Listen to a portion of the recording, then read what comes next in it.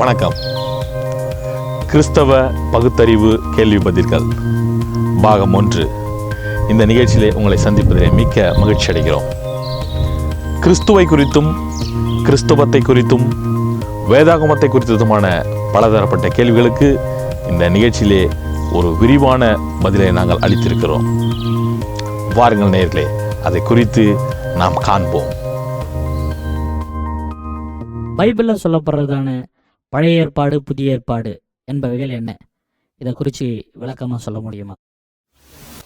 பழைய ஏற்பாடு புதிய ஏற்பாடு அப்படிங்கிறது பழைய ஒப்பந்தம் புதிய ஒப்பந்தம். இன்னும் நாங்கள் இதை விளக்கமாக சொல்லணும்னு சொன்னால், முதலாம் ஒப்பந்தம் ரெண்டாம் ஒப்பந்தம். தேவனாகிய கர்த்தர், வானத்தையும் பூமியும் உண்டாக்கின தேவனாகிய கர்த்தர் மோசே மூலியமாக தனது ஜனங்களாகிய இஸ்ரேல் ஜனங்களுக்காக ஏற்படுத்தின ஒப்பந்தம் தான் இந்த முதலாவது ஒப்பந்தம். அதே தேவன் தனது குமாரனாகிய இயேசு கிறிஸ்து மூலமாக உலகத்தில் உள்ள எல்லா ஜனங்களுக்கும் ஏற்படுத்திய ஒப்பந்தம் தான் இந்த ரெண்டாம் ஒப்பந்தம் ஆகிய புதிய ஏற்பாடு. 9ஆம் அதிகாரம் 5ஆம் வசனத்தில் தேவன் மோசே கொண்டு தன்னுடைய உடன்படிக்கையை இஸ்ரேல் ஜனங்களுக்கு கொடுக்கிறார். அந்த இடத்துல அவர் சொல்கிறார், என்னுடைய உடன்படிக்கையை நீங்கள் ஏற்றுக்கொண்டு அதை நீங்கள் கை கொள்வீர்களானால் நீங்கள் என்னுடைய ஜனங்கள் என்று எண்ணப்படுவீர்கள் என்று சொல்கிறார். ஆனால் புதிய ஏற்பாட்டில் இயேசு கிறிஸ்துவை கொண்டு தேவன் உடன்படிக்கை செய்கிற பொழுது அவர் சொல்கிறார், யோவான் 1ஆம் அதிகாரம் 12ஆம் வசனத்தில், அவருடைய நாமத்தின் மேல் விசுவாசம் உள்ளவர்களாய் எத்தனை பேர்களோ அவரை ஏற்றுக்கொள்கிறார்கள் அத்தனை பேர்களுக்கும் தேவனுடைய பிள்ளைகளாகும்படிக்கு அவர் அதிகாரம் கொடுத்தாராம். இயேசு கிறிஸ்துவை ஏற்றுக்கொள்கிறார்கள், அவருடைய உடன்படிக்கை ஏற்றுக்கொள்கிறார்கள். அந்த உடன்படிக்கையை ஏற்றுக்கொள்கிறார்கள், அந்த உடன்படிக்கைக்கு காரணமான பிதாவை ஏற்றுக்கொள்கிறார்கள். அதனால் பிதாவாகிய தேவன் எங்களை அந்த உடன்படிக்கையை ஏற்றுக்கொள்கிறதை தனது பிள்ளைகளாக அவர் மாற்றிக்கொள்கிறார். பழைய ஏற்பாட்டில் என்னுடைய ஜனங்கள் என்று சொல்லப்படுற இடத்துல புதிய ஏற்பாட்டில் என்னுடைய பிள்ளைகள் என்று சொல்லப்படுகிறது. அதுதான் ரொம்ப முக்கியமான ஒரு டிஃப்ரென்ஸ் பழைய ஏற்பாட்டுக்கும் புதிய ஏற்பாட்டுக்கும். அங்கே ஜனங்கள், இங்கே பிள்ளைகள்.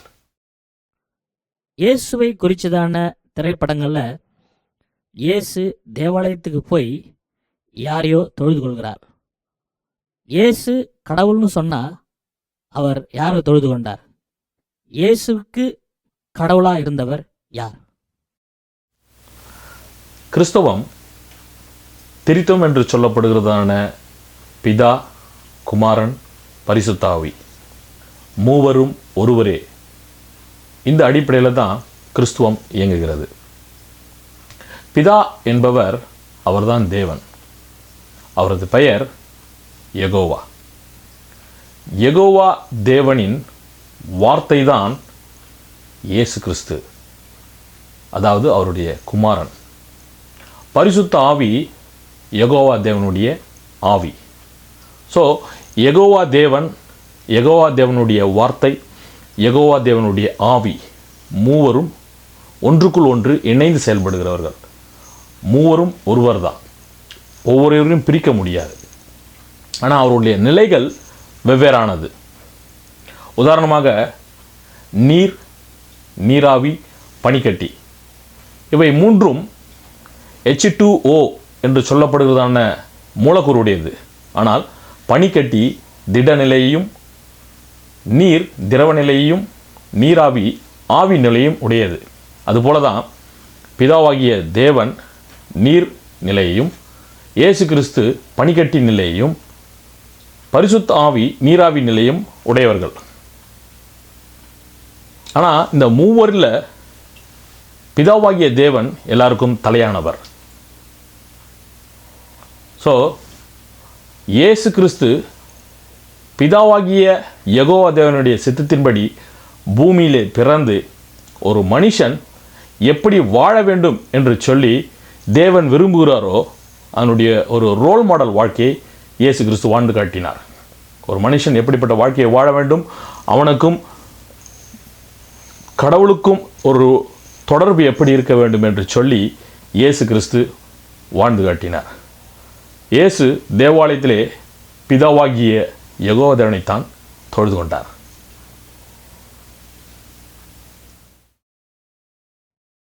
ராப்போஜனம் அப்படின்னு சொல்லப்படுற திருவிருந்து ஏன் கிறிஸ்தவர்கள் செய்கிறார்கள்? அதனுடைய அவசியம் என்ன? போஜனம் அப்படிங்கிறது ஏன் நாங்கள் செய்கிறோம்னு சொன்னால், இயேசு கிறிஸ்து இந்த போஜன ராத்திரியில் இந்த அப்பத்தை எடுத்து பிட்டு, இந்த சரீரம் உங்களுக்காக கொடுக்கப்படுகிறது, இந்த திராட்சை ரசம் உங்களுக்காக சிந்தப்படுகிற என்னுடைய ரத்தம் அப்படின்னு சொன்னார். அதுதான் புதிய உடன்படிக்கை. இந்த புதிய உடன்படிக்கை ஆண்டவர் அன்றைய ராத்திரியிலே மேற்கொண்டார். அதுதான் லாஸ்ட் சப்பர்ன்னு சொல்லப்படுகிறது. இயேசு கிறிஸ்து தான் உயிரோடு இருந்த நாட்களில் 2 பிரதான காரியங்களை தன்னுடைய சீஷர்களுக்கு நினைவூட்டி கொண்டே இருந்தார். ஒன்று, சகல ஜனங்களுக்கும் தான் மரிக்க வேண்டியதாக இருக்குது, தான் பலியிடப்படணும். அது மூலியமாக தான் உலக ஜனங்கள் எல்லாருக்கும் ஒரு பாவ விமோச்சனம் கிடைக்கும் அப்படின்னு அவர் சொன்னார். அது நடந்து முடிஞ்சிடுச்சு. 2வது பாயிண்ட், தான் மீண்டும் வருவேன் என்று சொல்லியிருக்கிறார். ஸோ அவர் சிலுவிலே மரித்த அந்த தருணத்திலிருந்து அவர் மீண்டும் வருகிற அந்த தருணம் வரை கிருபையின் காலம் அப்படின்னு சொல்லப்படுது. கிருபையின் காலம் அப்படின்னு சொன்னால் நாங்கள் செய்த பாவங்களுக்கு மன்னிப்பு உண்டு. ஏன்னா பழைய ஏற்பாட்டில் தேவன் இஸ்ரேல் ஜனங்களோட உடன்படிக்கை ஏற்படுத்தி கொண்டிருக்கிற பொழுது அவர் சொன்னார், நீங்கள் இதை செய்தால் உங்களுக்கு இந்த ஆசீர்வாதம், இதை செய்யாட்டி இந்த சாபம் என்று அவர் வகைப்படுத்தி வச்சிருந்தார். இயேசு கிறிஸ்து இந்த பழைய ஏற்பாட்டில் சொல்லப்பட்ட இந்த சாபங்கள், இந்த உடன்படிக்கையை மீறினால் என்னென்ன தண்டனைகளோ அத்தனை தண்டனைகளும் தான் அவர் கல்வாரி சிலுவையிலே அவர் ஏற்றுக்கொண்டார். தவறுகிற பொழுது நாங்கள் இயேசு கிறிஸ்துவின் நாமத்திலே மன்னிப்பு கேட்க முடியும். எது வரைக்கும்னு சொன்னால் அவருடைய வருகையின் வரைக்கும், ரகசிய வருகை என்று சொல்லப்படுகிறது. அது வரைக்கும் அந்த கிருபையின் காலம் இருக்கும். அந்த கிருபையின் காலம் வரைக்கும் அவரிடத்தில் நாங்கள் மன்னிப்பு கேட்கலாம். உண்மையாக மனம் திரும்பி ஒரு காரியத்தில் தவறு செய்கிற பொழுது நாங்கள் அவரிடத்தில் மன்னிப்பு கேட்கலாம். மன்னிப்பு உண்டு. ஆண்டவர் இந்த ராப்போஜனத்தை ஏன் நினைவு கூறும்படி தன்னுடைய சீஷர்களுக்கு சொன்னார்? தான் வருமளவும் நினைவு கூறும்படி சொன்னார். ஏன்னா ஒவ்வொரு முறையும் நாங்கள் கம்யூனியன் எடுக்கும் பொழுது இயேசு எனக்காக மரிச்சிருக்கிறார், இயேசு எனக்காக ரத்தத்தை கொடுத்திருக்கிறார் என்ற நினைவு வரும்.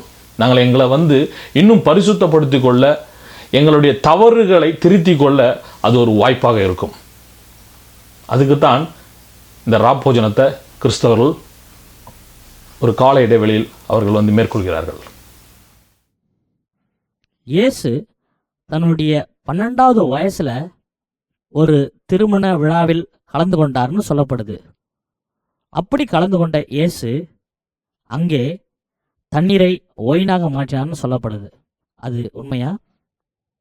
தேவன் அப்படின்னு சொல்லப்படுற இயேசு தண்ணீரை மதுவாக மாற்றினது ஏன்? லூக்கா 2ஆம் அதிகாரம் 42ஆம் வசனத்தில் இயேசு தன்னுடைய 12ஆம் வயசில் எருசலேமுக்கு ஒரு பண்டிகை நாட்களில் போனதாக எழுதப்பட்டிருக்குது. அவர் இந்த கானாவூர் கல்யாணம் என்று சொல்லப்படுகிற அந்த தண்ணீரை திராட்சை ரசமாக மாற்றினது கிட்டத்தட்ட அவருடைய 30வது வயசில். ஏன்னா அவர் 30வது வயசில் தான் அவர் யோவான்கிட்ட ஞானஸ்நானம் எடுக்கிறார். எடுத்த பிறகு தன்னுடைய சீஷர்களோடு கூட அந்த கல்யாணத்துக்கு போனதாக யோவான் 2ஆம் அதிகாரத்தில் அது சொல்லப்பட்டிருக்கு. அந்த தண்ணீரை திராட்சை ரசமாக மாற்றின பொழுது இயேசுக்கு வயது 30.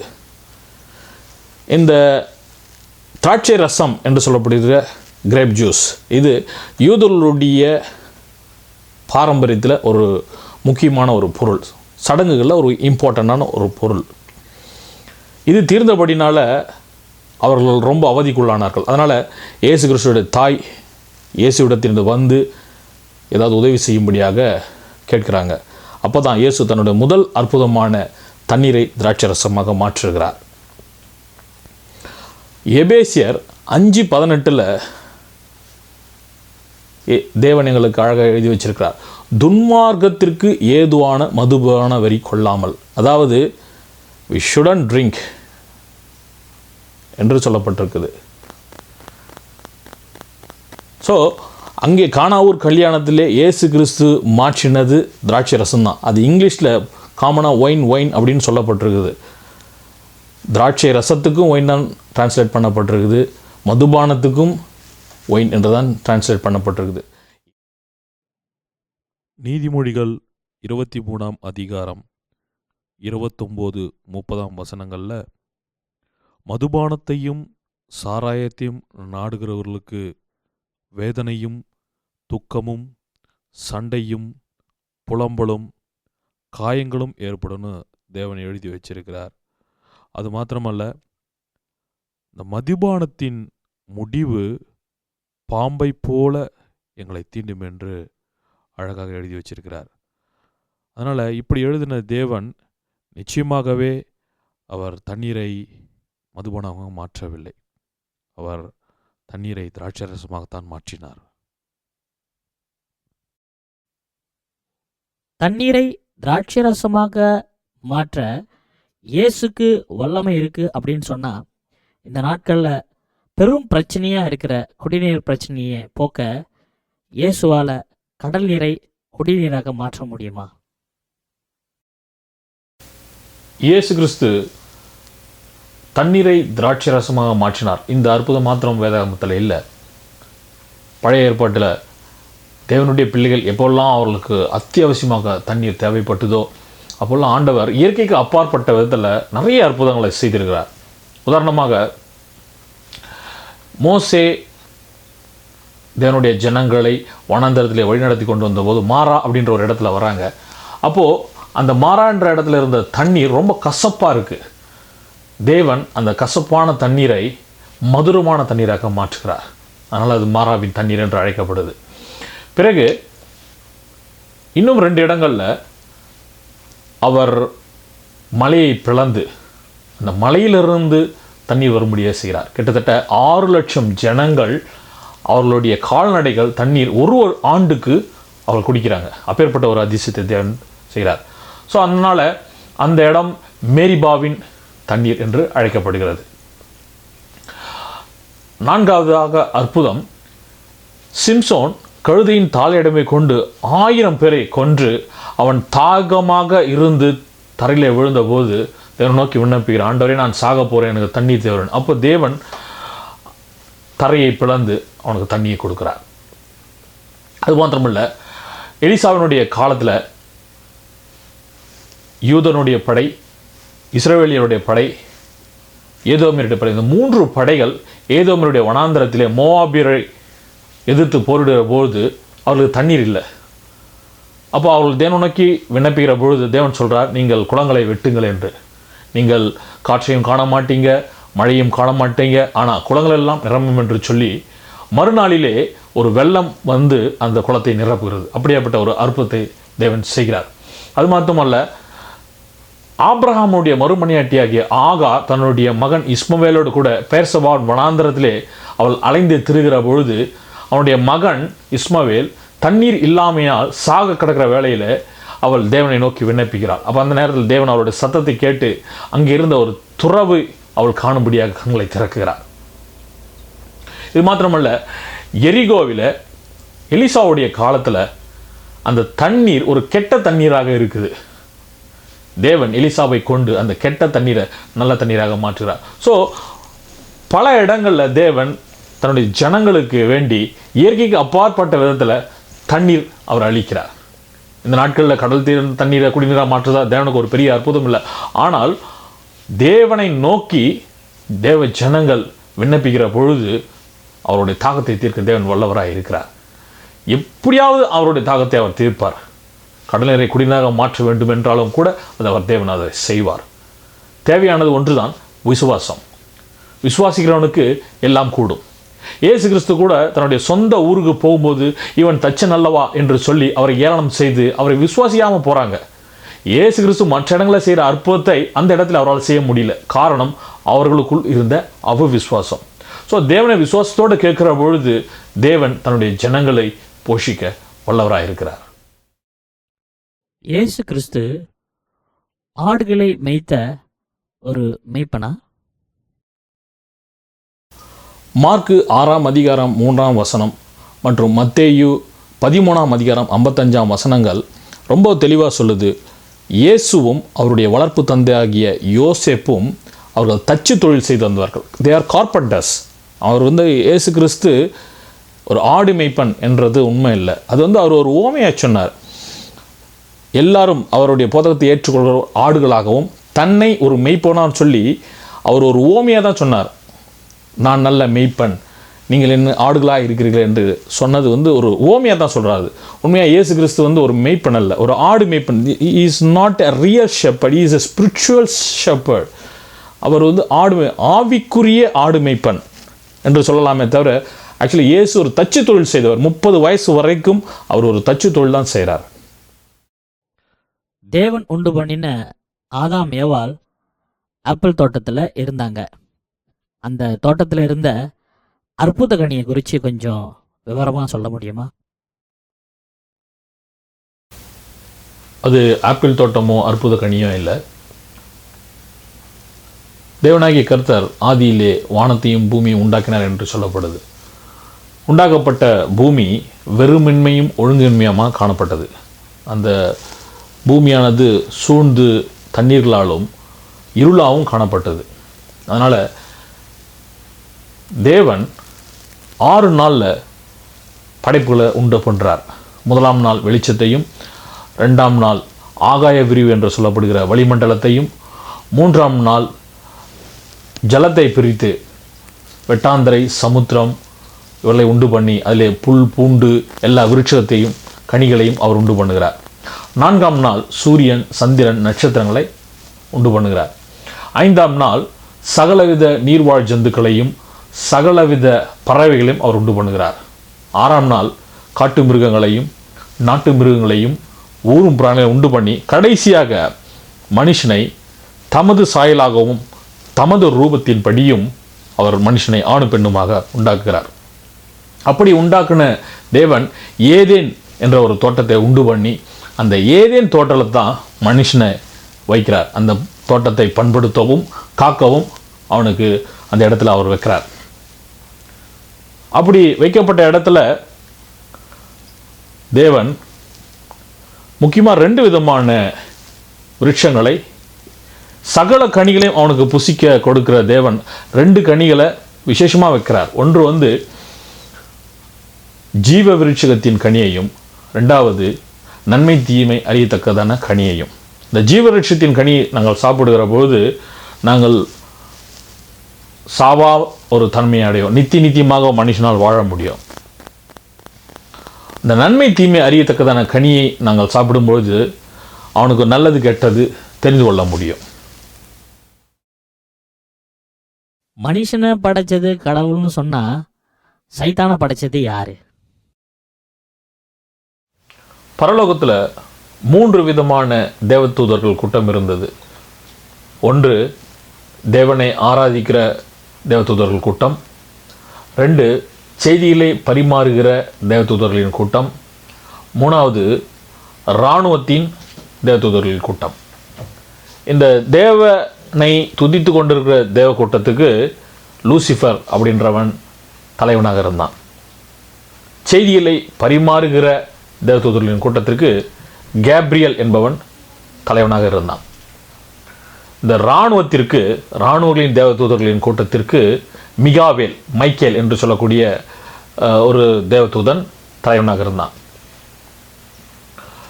இந்த தேவ ஆராதனை செய்து கொண்டிருக்கிற அந்த கூட்டத்திற்கு தலைவனாக இருந்த லூசிஃபர் ஆண்டவர் ரொம்ப அதிகமாக நேசித்தார். மற்றவர்கள் போக முடியாத இடங்களுக்கு பரலோகத்தில் தான் மட்டுமே உலாவுகிற இடத்துல அவனை உலாவும்படியாக தேவன் வைத்தார். ஆனால் சில நாட்களுக்கு பிறகு, சில காலங்களுக்கு பிறகு அந்த லூசிஃபருக்கு ஒரு மேட்டிமை வந்தது. தான் தேவனை காட்டிலும் ஒரு பெரிய அந்தஸ்துக்கு தான் வர வேண்டும் என்று சொல்லி அவன் மேட்டிமை கொண்டான்.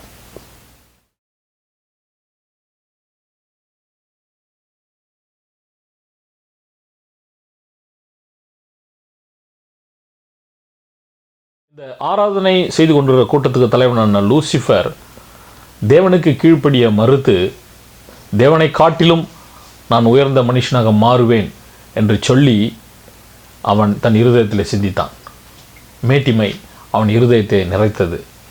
இதன் காரணமாக அவன் சில தேவதூதரை தன்னுடைய வசப்படுத்தி தேவனுக்கு விரோதமாக அவன் காரியத்தில் இறங்கினான்.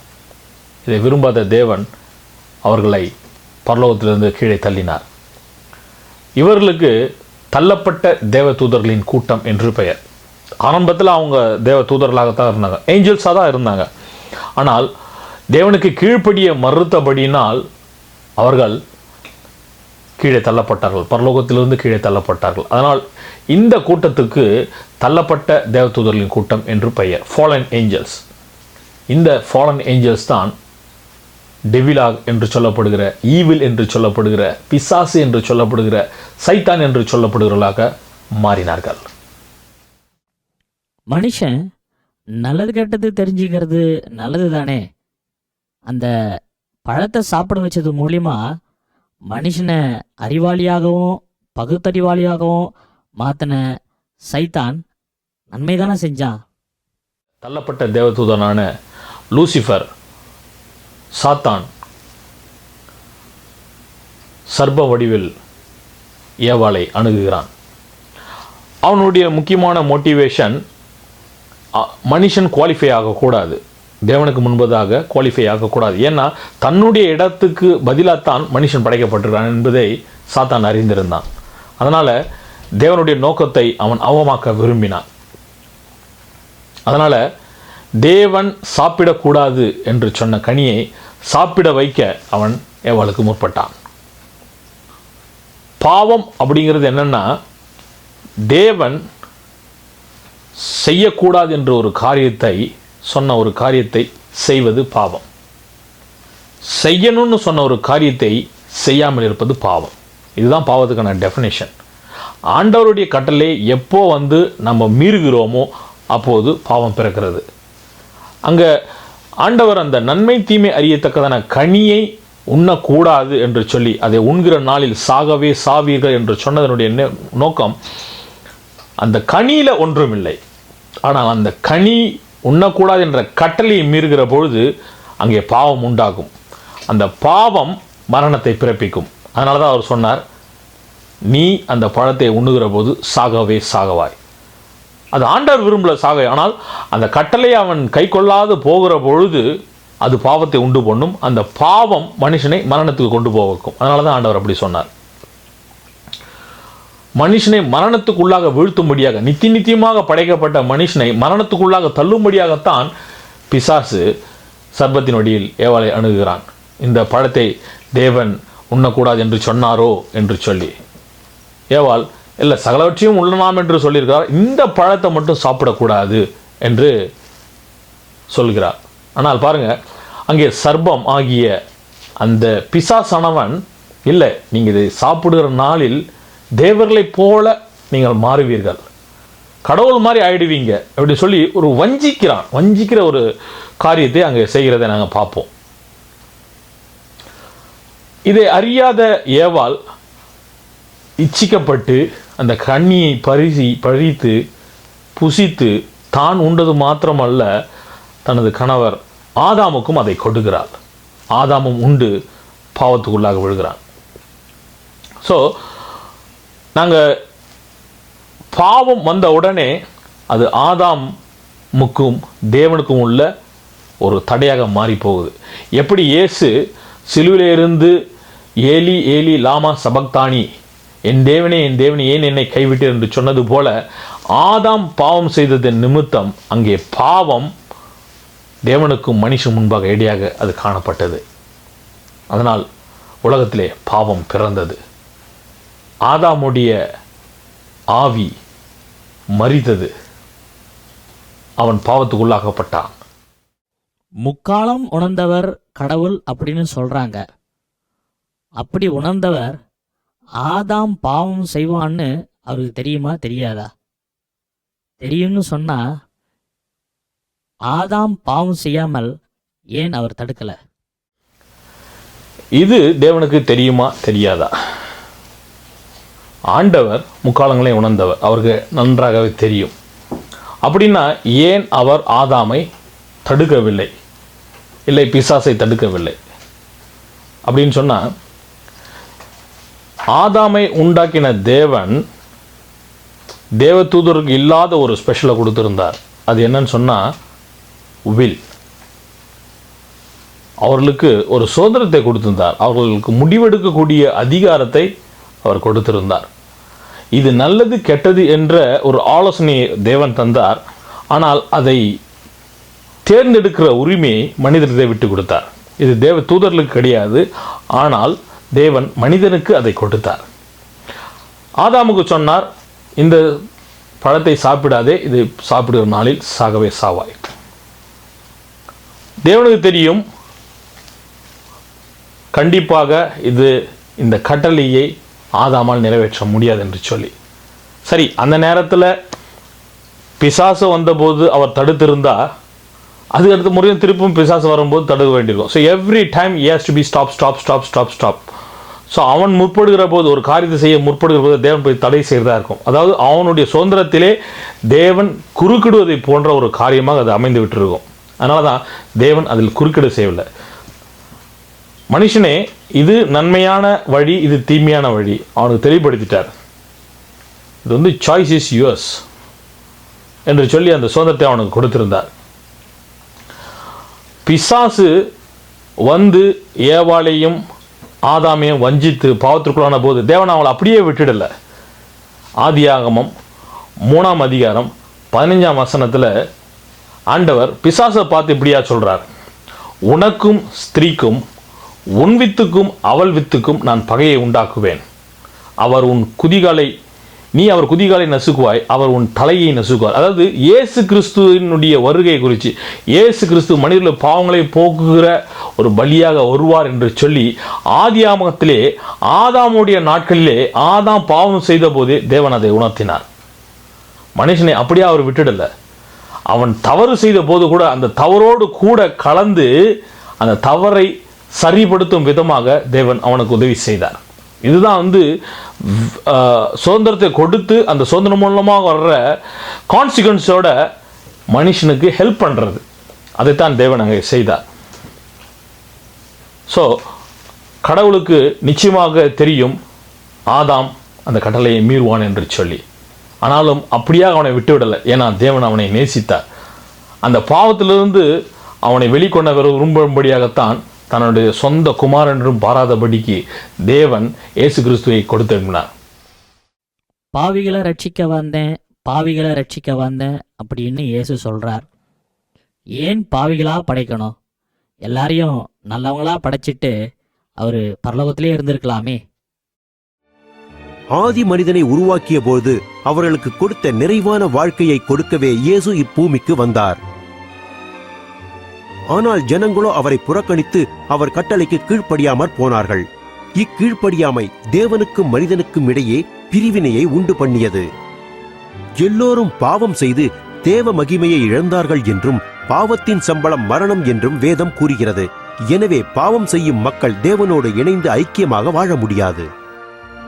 தேவன் மேசியாவை இப்பூமிக்கு அனுப்பி பாவிகளை ரட்சித்து அவர்களை தேவனோடு ஒப்புரவாகும்படி செய்வார் என்று அநேக ஆண்டுகளுக்கு முன்பே தீர்க்கதரிசிகள் வேதத்தில் எழுதி வைத்து விட்டார்கள். இயேசுவின் வாழ்க்கை வரலாறானது தேவன் இப்பூமிக்கு அனுப்புவதாக வாக்கு பண்ணிய உலக இரட்சகர் அவரே என்பதை நிரூபித்து காட்டியது. ஒரு கன்னிகை கர்ப்பவதியாகி ஒரு குமாரனை பெறுவாள் என ஏசாயா தீர்க்கதரிசி உரைத்த தீர்க்க தரிசனம் அப்படியே நிறைவேறினது. தேவ வல்லமையினால் கன்னிமரியாள் கர்ப்பவதியாகி இயேசு பாலனை பெற்றெடுத்தாள். வேதத்தில் எழுதப்பட்டபடி இயேசுவின் அற்புதமான பிறப்பானது அவரே தேவன் வாக்கு பண்ணிய மேசியா என்பதற்கும் தேவகுமாரன் என்பதற்கும் அடையாளமாக இருந்தது. மக்கள் இயேசுவை பார்த்தபோது அவரிலே தேவ வல்லமையையும் தேவனுடைய குணலட்சணங்களையும் கண்டார்கள். அவர் ஜனங்களின் பாவங்களை மன்னித்தார், அவர்களின் வியாதிகளை குணமாக்கினார், அவர்களை பரலோக ராஜ்யத்திற்கு கொண்டு செல்வதாக வாக்கு பண்ணினார். மனுக்குலத்தின் பாவங்களுக்காக பலியாக ஒப்புக் கொடுத்தார். பாவத்தின் தண்டனையை தன்மேல் ஏற்றுக்கொண்டு தன் ஜீவனை கொடுத்தார். பின் உயிரோடு எழுந்து மரணத்தை விட தான் வல்லமையுள்ளவர் என்பதை நிரூபித்தார். என் ஜீவனை கொடுக்கவும் அதை திரும்ப எடுக்கவும் எனக்கு அதிகாரம் உண்டு என்று மேசியா இயேசு சொன்னார். தீர்க்கதரிசிகளின் தீர்க்க தரிசனம் இயேசு கிறிஸ்துவின் வாழ்க்கையில் முழுவதும் நிறைவேறியதால் தேவனுடைய வசனமானது பிழையற்றது, பழுதற்றது, நித்தியமானது என்பதை நிரூபித்தது. இயேசுவே தேவனுடைய வார்த்தை. இயேசுவின் மூலமாகவே தேவன் தம்மை தம் மக்களுக்கு வெளிப்படுத்தினார். ஆபிரகாமுடைய குமாரனுக்கு பதிலாக ஒரு ஆட்டுக்கடாவை பலியிட்ட தேவன் மனுக்குலத்தின் பாவத்திற்காக தன் ஒரே பேரான குமாரனாகிய இயேசுவை பலியிட்டார். இயேசுவை விசுவசித்து தங்கள் நம்பிக்கையை அவர் மேல் வைத்திருப்பவர்கள் யாவரும் தேவனுடைய ராஜ்யத்திற்கு தகுதியுள்ளவர்களாகும்படி இப்படி செய்தார். எனவே இயேசு கிறிஸ்துவை விசுவசித்து அவரை பின்பற்றுபவர்கள் யாவரும் பாவ தண்டனைக்கும் நரக வாழ்க்கைக்கும் தப்பி தேவனோடு என்றென்றும் வாழ்வார்கள். இயேசு மரணத்திலிருந்து உயிர் தெழுந்ததும் மனம் திரும்பி தேவனிடம் வருகின்ற ஒவ்வொருவரின் பாவங்களையும் மன்னித்து அவர்களுக்கு விடுதலை கொடுத்து பரலோக பாக்கியத்தையும் கொடுப்பார் என்ற நற்செய்தியை மக்கள் சுவிசேஷமாக அறிவிப்பார்கள் என்று இயேசு தன் சீடர்களிடம் கூறினார். நான் அனுப்பப் போகிற பரிசுத்த ஆவியான தேவன் உங்களோடு இருந்து சத்தியத்தை போதித்து தேவ வழியில் நடக்கத்தக்க வல்லமையையும் உங்களுக்கு தருவார் என்று இயேசு தன் சீடர்களிடம் சொன்னார். ஒரு பாவியான ஸ்திரீ மனம் திரும்பி இயேசுவை பின்பற்றிய போது இயேசு அவளை நோக்கி, உன் விசுவாசம் உன்னை இரட்சித்தது என்றும் உன் பாவங்கள் உனக்கு மன்னிக்கப்பட்டன என்றும் கூறினார். மெய்யாகவே மக்கள் தேவனை நேசித்து அவரிடத்தில் அன்பு கூறும்போது தேவன் அவர்களுடைய பாவங்களை மன்னிக்கிறார் என்பதற்கு இயேசு சொன்ன இவ்வார்த்தைகளே ஆதாரம். இந்த ஒளிப்பிழையினூடாக உங்களை சந்தித்து நான் மிக்க மகிழ்ச்சி அடைகிறேன். இந்த வாய்ப்பை கொடுத்த கர்த்தராகிய இயேசு கிறிஸ்துவையும் பிதாவாகிய தேவனையும் நான் ஸ்தோத்தரிக்கிறேன். இந்த ஒளிப்பிழையை பார்த்து கொண்டிருக்கிற யாவருக்கும் பிதாவாகிய தேவனாலும் கர்த்தராகிய இயேசு கிறிஸ்துவினாலும் உங்களுக்கு கிருபையும் சமாதானமும் உண்டாவதாக. ஆமென். மே God bless you.